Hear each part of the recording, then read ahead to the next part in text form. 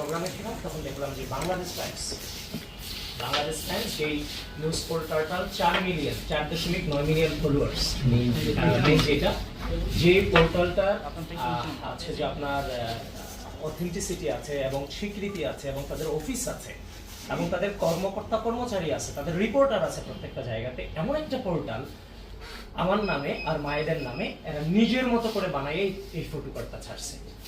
এদের যদি মনে হয় কোনোভাবে আমরা দুজন এই ধরনের কথা বলতে পারি তাহলে এদের কাজ কি? আমাকে আইডেন্টিফাই করার জন্য জিজ্ঞেস করবে যে ভাই এই ধরনের কথা আপনাদের মধ্যে হয়েছে কিনা কিংবা এই ধরনের পোস্ট আপনি দিচ্ছেন কিনা। এটা জিজ্ঞাসাবাদ ছাড়া বাংলাদেশ টাইমসের মতো একটা অথেন্টিক হচ্ছে যে যাদের 4.9 মিলিয়ন ফলোয়ার্স, তাহলে এই ধরনের এটা আপনি একটা মানে শিক্ষিত মানুষ কি কোনোদিন এটা বিশ্বাস করবে? এই একটা পোর্টাল থেকে এই ধরনের হচ্ছে যে আমার ইজ্জত সম্মান কিংবা আমাদের সাংগঠনিক মান সম্মান এটা কি ভেরিফাই করতে পারে? হ্যাঁ, ভেরিফাইড এই ভেরিফাইড বাংলাদেশ টাইমস থেকে আসে আজকে আসেন নাই, এই ডাকসু থেকে আমাদের দিতে মানে ডাকসু নির্বাচন এমন একটা সময় হয়েছে, ডাকসু নির্বাচনে বিশ্বাস করেন ডাকসু নির্বাচনে শুধুমাত্র বাংলাদেশ টাইমসের কারণে আমি মিডিয়া অ্যাভয়েড করতে বাধ্য হয়েছি নির্বাচনের 7-8 দিন আগ পর্যন্ত। আপনারা অনেকেই সাক্ষী আছেন যে মাল্টিমিডিয়া আমাকে আপনারা পান না এবং আপনারা আমার উপর ক্ষুব্ধ হয়েছেন কেন আপনাদেরকে আমি সময় জানাই না। শুধুমাত্র এর বিহাইন্ড দ্য সিনের প্রধান কারণ হচ্ছে বাংলাদেশ টাইমস নামক মাল্টিমিডিয়াটা, কারণ এমন প্রপাগান্ডা ডাকসু নির্বাচনে ছাড়ছে যেগুলো ক্লারিফিকেশন দেওয়ার মতো সময়টাও আমাদের ছিল না।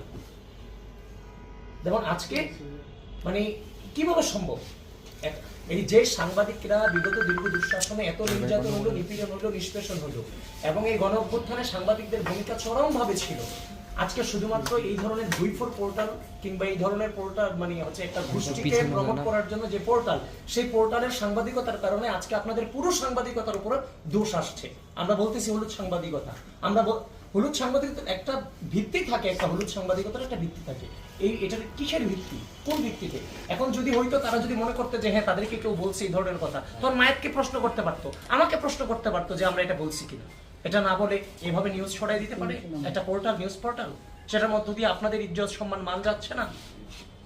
আপনাদের সাংবাদিকতা কি প্রশ্নের মুখোমুখি পড়তেছে না? আজকে এই পোর্টালটা করছে, কালকে আরেকটা পোর্টাল করবে, বিশ্বাস করবে না কেউ। আগে যখন আমরা এই ধরনের নিউজগুলো দেখতাম তখন ভাবতাম এটা পার্শ্ববর্তী দেশ ভারতের নিউজ এগুলো, এখন আর ভাবি না যে ভারতের নিউজ। এখন এই ধরনের কয়েকটা পোর্টাল আছে, আমরা অনুমানই করতে পারি এই ধরনের পোর্টাল ভারতের যে গুজব মিডিয়া আগে ছিল এদেরকেও ছাড়াই গেছে। এই আর কি, এইটার জন্যই আমরা আজকে হচ্ছে যে আপনার